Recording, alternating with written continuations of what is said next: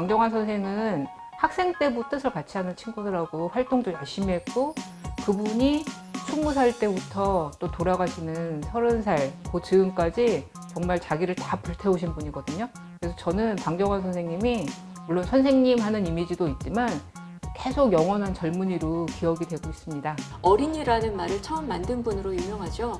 그렇지만 어린이라는 말 자체는 문헌을 보면, 조선시대의 문헌을 보면 16, 17세기에도 가끔은 나옵니다. 그러니까 말 자체가 전혀 없었던 것은 아니라고 할 수 있어요. 그러나 사람들은 어린이라는 말이 처음 만들어졌다, 심지어는 발명됐다라고까지도 생각했어요. 그만큼 참신하고 낯선 말이었던 거죠. 이 녀석, 저 녀석, 이렇게 함부로 말해도 좋다, 대해도 좋다는 것들이 어린이라는 말을 사용하면서 반성되기 시작했다는 거죠. 그래서 젊은이, 늙은이 이렇게 사람이라는 의미가 들어가면서 어린이를 인격적인 존재로 존중해야 된다는 생각, 이런 것들이 어린이를 새롭게 발견하게 만든 가장 중요한 핵심적인 생각이라고 얘기할 수 있을 것 같습니다. 자, 이런 말을 그냥 단순히 만들어서 쓴다고 해서 되는 건 아닙니다. 이 말이 이런 의미다, 어린이는 이런 존재다 라고 사람들이 충분히 알 수 있도록 여러 가지 많은 활동을 해야 되는 거죠.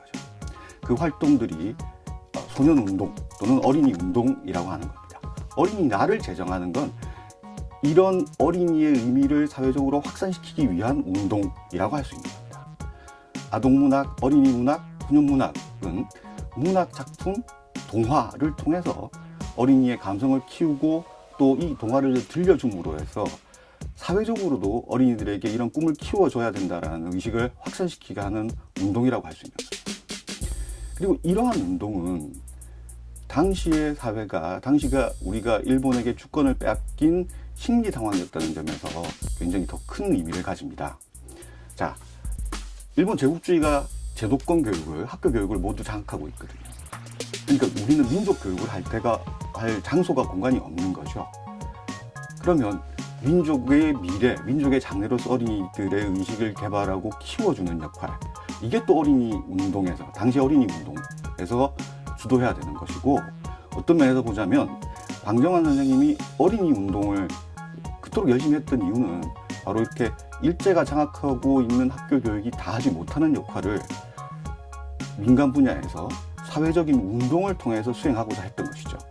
그러므로 해서 어린이 운동은 민족운동, 또 독립운동이 될 수 있을 것이라고 생각합니다. 아동문학을 이야기할 때 방정환 선생님을 이야기하지 않고는 그 출발을 이야기할 수 없다고도 하고, 방정환 이전과 이후로 한국 아동문학은 달라진다라고도 이야기합니다. 각 매체마다 그리고 독자마다 어떠한 방식으로 이야기를 전달하고 어떠한 방식으로 글을 써야 되는지를 아주 잘 알고 계신 분이었습니다. 그래서 필명 또한 추리소설을 쓸 때, 어린이 독자를 위해서 쓸 때, 혹은 성인을 위해서 사회 문제를 이야기할 때 그때마다 문체도 달랐고, 그리고 형식도 굉장히 달랐던 것을 볼 수 있어요.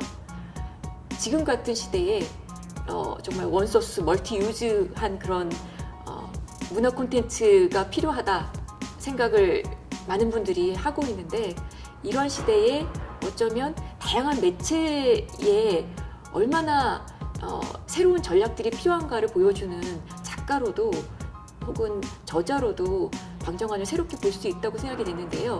그게 은파리와 어쩌면 몽중인으로 대표될 수 있을 것 같습니다. 은파리는 방정환 선생님의 또 다른 면모, 사회의 그 구석구석을 날아다니면서 아주 예리하게 숨겨진 그런 부조리하고 모순된 모습들, 사람들이 감추고 있는 위선적인 모습들, 이런 것들을 날카롭게 풍자하고 비꼬고, 선생님의 아주 날카로운 그런 현실 인식, 어쩌면 그렇게 사랑스럽고 따뜻한 그런 동화를 쓰셨던 분이 풍자와 넉살과 익살이 넘치는 그런 글을 쓸 수 있을까 싶을 정도로 발랄한 그런 글을 쓰기 솜씨를 보여주는 필명이라고 할 수 있을 것 같고요. 한편 어린이를 생각하면서 어린이에게 우리 서로 도와가면서 서로 하나가 되는 그런 마음, 따뜻한 마음을 가져갑시다라고 생각하는 동화를 쓸 때의 방정환 선생님의 모습은 몽중인으로서 어쩌면 잔물로서 세상에 잔잔한 그런 아름다움을 전하는 그런 작가로서의 모습을 보여주는 것이 아닐까 싶습니다.